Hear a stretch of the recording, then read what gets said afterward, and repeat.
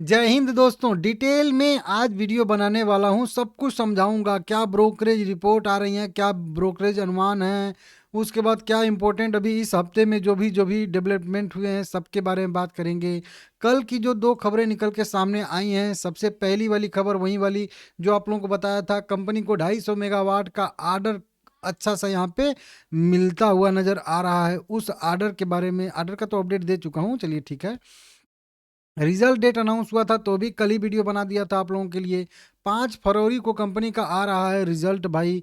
इस रिजल्ट से पहले शेयर कैसा मूव दिखाता है नहीं दिखाता है, ये देखने वाली बात रहेगी। एक चीज़ मैं आप लोगों को हिस्ट्री रिपीट इसका अभी ये वाई का भी डाटा देख लेंगे। एक चीज़ मैं आप लोगों को जब इसका हिस्ट्री रिपीट मैं एक बार समझा रहा था आप लोगों को कि क्यू ऑन क्यू बेसिस पे एफआईआईज की होल्डिंग जब जब इसकी जो है घटी है तब तक इसमें गिरावट आई है। और एक चीज़ ये भी है कि जब जब इसका थोड़ा बेहतर रिजल्ट आने वाला होता है, शेयर थोड़ा सा पहले से ही मोमेंटम करके तैयार रहता है रिजल्ट के लिए, ठीक है ना। अभी यहाँ पे रिजल्ट का इंतजार करेगा तो मान के चलिए का रिजल्ट निगेटिव की संभावना बनेगी। अगर यही रिजल्ट का इंतजार ये 50-51 के आसपास जाके करता है, जो कि बिल्कुल पास में ही है, अब बहुत ज़्यादा इसके पास समय नहीं है, तो मुझे तो लग रहा है कि इसी रेंज के आसपास 48 के आसपास ही रिजल्ट का अपने इंतजार करेगा। नहीं तो अगर ये रिजल्ट का इंतजार 50-51 पे करता तो थोड़ा सा उसको हम लोग पॉजिटिव मानते कि हाँ भाई रिजल्ट का इंतजार थोड़ा सा मोमेंटम दिखा के कर रहा है। ऐसा नहीं कि मार्केट निगेटिव है, मार्केट भी अब थोड़ा सा पॉजिटिव हो रहा है। मार्केट भी उतना ज़्यादा अब निगेटिव नहीं रह गया है जितना पहले होता था, ठीक है ना। तो अब मार्केट भी थोड़ा सा सुधर रहा है, तो वो वाला बहाना भी नहीं चलेगा कि मार्केट गिर रहा है तो कैसे कोई शेयर बढ़ेगा, ठीक है ना। मार्केट भी बहुत उथल पुथल करके ही कह लीजिए एक तरीके से, ऊपर नीचे ऊपर नीचे ऊपर नीचे करके ही अभी अच्छा खासा 100 पॉइंट की तेजी के साथ ट्रेड कर रहा है, ठीक है ना। तो फिलहाल की ये दो खबरें हैं कि 250 मेगावाट का ऑर्डर मिला है और 5 फरवरी को रिजल्ट आने वाला। उसके बाद अब बात करते हैं ब्रोकरेज रिपोर्ट पे। हाँ, एक और खबर आई है भाई। एक ये शेयर देखिए, कौन सा शेयर है, Orient green power company limited. कल इसकी वीडियो बनाया था, आज इसमें 3.5% की गिरावट आई है। अब बोलो कि यहाँ पे कहाँ घुस गए कारण है भाई, इसलिए इसको थोड़ा सा किया हूँ क्योंकि मुझे एक बार दिख गया। सुजलोन एनर्जी ने इनको कुछ ऑर्डर दिया है 6.5 मेगावाट के, कुछ जो है जनरेटर के लिए, विंड टर्बाइन जनरेटर के लिए, ठीक है ना। यहाँ पे देखिए मैं पढ़ता हूँ, 28 जनवरी को मीटिंग हुई। मीटिंग में मेसर्स सुजलोन एनर्जी लिमिटेड के साथ 2.1 मेगावाट कैपेसिटी के 3 wind energy generator, wind turbine नहीं, विंड एनर्जी जनरेटर की सप्लाई के लिए एक कॉन्ट्रैक्ट जो है इन्होंने साइन किया है, मंजूरी किया है, मंजूरी दी है, ठीक है ना। इस तरीके से जिससे तमिलनाडु के देवरकुलम साइड पर विंड फार्म को फिर से चालू करने के लिए यहाँ पे कंपनी प्लान बना रही है, और इसीलिए 3 ऑर्डर कंपनी ने यहाँ पे किया है wind turbine generator. Total value 33 crore रुपए के आसपास की बताई जा रही है जीएसटी को मिलाकर, ठीक है ना। तो यहाँ पे विंड एनर्जी जनरेटर की सप्लाई के लिए कॉन्ट्रैक्ट मिला है घरेलू इकाई से कि, तो बढ़िया ये जो है एक ऑर्डर मिलता हुआ नजर आ रहा है। सुजलोन ने ऑर्डर दिया है। ये कौन सा कंपनी है, ओरिएंट ग्रीन पावर, जिसको ग्रीन पावर के नाम से हम लोग जानते हैं, वो वाला। तो ये भी एक आज का ही अपडेट है, मैं ढूंढ रहा था मिल गया, समझिए गजब। तो ये चलिए हो गया।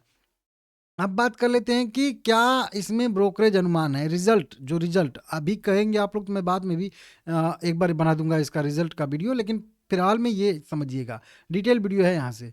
जेम फाइनेंशियल का क्या अनुमान है कि शुद्ध बिक्री या राजस्व की संभावना इनको जो है लगभग मान के चलिए 3900 से 4,000 करोड़ के आसपास तक की संभावना है। 550 करोड़ रुपए का इनको नेट प्रॉफिट की संभावना दिख रही है। एबिटा लगभग मान के चलिए राउंड फिगर में 700 करोड़ के आसपास का रहेगा। वार्षिक दर पे राजस्व वृद्धि जो रहेगा वो 34% की बढ़त दिखाएगा। और वर्ष दर वर्ष बेसिस पे अगर मतलब प्रॉफिट की बात करेंगे, नेट प्रॉफिट मार्जिन की, तो लगभग नेट प्रॉफिट की बढ़ोतरी की तो लगभग 40% के आसपास का रहेगा, ठीक है ना। इस तरीके से यहाँ पे अच्छा खासा कंपनी के पास मजबूत जो है ऑर्डर बुक पहले से ही पड़ा हुआ है, और कल भी एक ऑर्डर मिल गया जो अभी बता ही रहा हूँ आप लोगों को। बाय रेटिंग के साथ इन्होंने 81 रुपये का जो है अपना लक्ष्य मूल्य तय किया है। जेम फाइनेंशियल की बात है, ठीक है ना। आईसीआईसी सिक्योरिटी क्या कर रहा है, आईसीआईसी सिक्योरिटी को लग रहा है कि 37-37.5 करोड़ रुपए के आसपास का इस बार राजस्व रह सकता है। शुद्ध लाभ इनको थोड़ा सा कम दिख रहा है, 485 करोड़ का दिख रहा है। एबिटा इनको 640 करोड़ के आसपास का दिख रहा है, और इनका जो रेटिंग बाय रेटिंग है और लक्ष्य जो है वहीं कह लीजिए 76 रुपये के आसपास बताया जा रहा है। आनंद राठी की बात करेंगे तो इनको 38,500 करोड़ रुपया का राजस्व दिख रहा है। शुद्ध लाभ नेट प्रॉफिट इनको 515 करोड़ का दिख रहा है। एबिटा 60 करोड़ का दिख रहा है और लक्ष्य इनको जो है 82 रुपये का दिख रहा है। सबसे बड़ा जो टारगेट प्राइस इन्होंने ही दिया है 82 रुपये तक का, ठीक है ना। मोतीलाल ओसवाल का देखेंगे 3700 करोड़ रुपए के आसपास का इनको भी संभावना दिख रही है राजस्व की। नेट प्रॉफिट 490 करोड़ के आसपास का, एबिटा 630 करोड़ रुपए के आसपास का रहने की संभावना है और 75 रुपये उन्होंने अपना टारगेट मूल्य जो है वो यहाँ पे तय किया है। नेट प्रॉफिट का अनुमान जो है वहाँ पे बताया जा रहा है, कई बड़े ब्रोकरेज हाउस को रेवेन्यू को जो है लगभग 3700 से लेके जो है 3900 करोड़ की रेंज में मान रहे हैं। नेट प्रॉफिट जो है वहीं 480 करोड़ से लेके 520 करोड़ के बीच में मान रहे हैं। आनंद राठी सबसे ज़्यादा बुलिश है, 82 मतलब रुपये का लक्ष्य दिया है और मोतीलाल ओसवाल जो है 74 रुपये का दिया है। इस तरीके से यहाँ पे ये जो है अपडेटें निकल के सामने आ रही हैं। अभी हाल फिलहाल में क्या क्या डेवलपमेंट हुए हैं, बढ़िया बढ़िया चीज़ें, तो वो बता दूँ कि अभी ऑर्डर मिले हैं कंपनी को, ठीक है ना।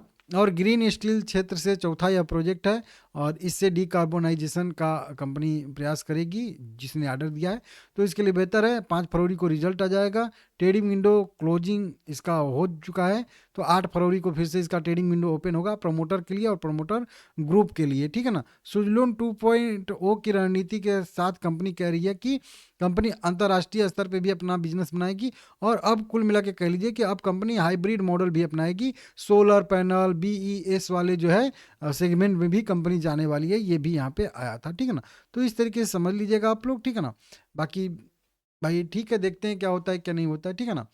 तो इस तरीके से अपडेट है। OI बिल्डअप अगर देखेंगे हम लोग यहाँ पे, तो सबसे ज़्यादा OI बिल्डअप जो है वो 50 पे है। तो एक चीज़ मान के चलिए कि 50 तक का मोमेंटम 47.5 से मतलब ₹2.5 और अभी जो है बढ़त की संभावना रहेगी, क्योंकि मेन जो रेजिस्टेंस अभी बन रहा है वो 50 पे बन रहा है, समझ रहे हो आप लोग। 50 पे बीच में ऐसा नहीं कि कॉल राइटर नहीं है, कॉल राइटर हैं, लेकिन उनसे कंधा से कंधा मिला के यहाँ पे पुट राइटर भी हैं। जैसे देखिए यहाँ पे मैं कर देता हूँ, देखिए अब देखिए यहाँ पे, देखिए ये जितने जितने रेट दिख रहे हैं ना, अब उतने ही आपको यहाँ पे देखिए ग्रीन भी दिखेंगे ना, लगभग लगभग उन्हीं के जैसे एकदम। तो इस तरीके से दोनों सेम टू सेम यहाँ पे बने हुए हैं, ठीक है ना। तो 50 तक का रेजिस्टेंस फिलहाल के लिए यहाँ पे है। अभी कॉल राइटिंग पुट राइटिंग कहाँ पे सबसे ज़्यादा अधिक हुई है, तो वहीं 50 पे। 50 पे उसको हेज किया जा रहा है 55 से, और आगे 47, 48, 49 तक भी कॉल राइटिंग हो रही है जिसको हेज किया जा रहा है 50 से, और यहाँ पे जो है 55 से, ठीक है ना। वहीं पे 55, 50 पे, 49 पे, 48 पे, 47 पे, ये 3 पॉइंट पे पुट राइटिंग भी हो रही है और इसको हेज किया जा रहा है 45 से पीछे, ठीक है ना। तो इस तरीके से देख लीजिएगा। फिलहाल में अभी तो कोई ट्रेंड यहाँ पे नहीं दिख रहा है। एक बस यहीं से इसी चीज़ से ये बस हम लोगों को पता चलेगा कि 50 रुपये पे इसका रेजिस्टेंस लेवल फिलहाल का है। 50 ब्रेक होता है तो फिर शॉर्ट कवरिंग की संभावना ज़्यादा बनेगी, ठीक है ना, क्योंकि 50 ऐसा लेवल है, नई यहाँ पे कॉल राइटिंग भी है और यहाँ पे हेजिंग भी है। तो कॉल राइटिंग वाला भी अपना जो हेजिंग है, चलिए वो तो थोड़ा सा हो सकता है कि दम लगा के बर्दाश्त करेगा, लेकिन जो यहाँ पे स्टॉप लॉस रखा है, ठीक है ना, हेजिंग रखा है, वो भागेगा पीछे फिर काट के। तो जब 50 का लेवल कटेगा तो थोड़ी सी शॉर्ट कवरिंग की संभावना दिखेगी। तो आप लोग बस यहीं लड्डू बनाइए मान के कि 50 का लेवल किसी तरीके से एक बार सोजलोन में कटे तो थोड़ी सी शॉर्ट कवरिंग आए, ठीक है ना, देख लीजिएगा आप लोग। बाकी ठीक है भाई, सोजलोन में अभी भी दबाव रह सकता है क्योंकि ये एक छोटा सा कह लीजिए पुल बैक की है। इसको बताऊं तो जैसे यहाँ पे एक गिरावट के बाद छोटा सा, यहाँ पे छोटा सा, और यहाँ पे गिरावट के बाद एक छोटा सा, इसी तरीके से गिरावट के बाद यहाँ पे छोटा सा, ये एक पुल बैक है। ये वाला एक ट्रेंड थोड़ा सा पॉजिटिव हुआ था, सस्टेन नहीं कर पाया, ठीक है ना। तो ये एक छोटा सा अभी तो पूरे हाल में पुल बैक ही रहेगा। 50 तक तो ये एक पुल बैक ही माना जाएगा, 50 के ऊपर जाएगा तब कहीं जाके इसमें बड़ा मोमेंटम की संभावना बनेगी और वो मैटर आ जाएगा। 20 DMA मूविंग एवरेज के ऊपर जाना पड़ेगा, ठीक है ना। देखते हैं क्या होता है, लाइक करिएगा सभी लोग।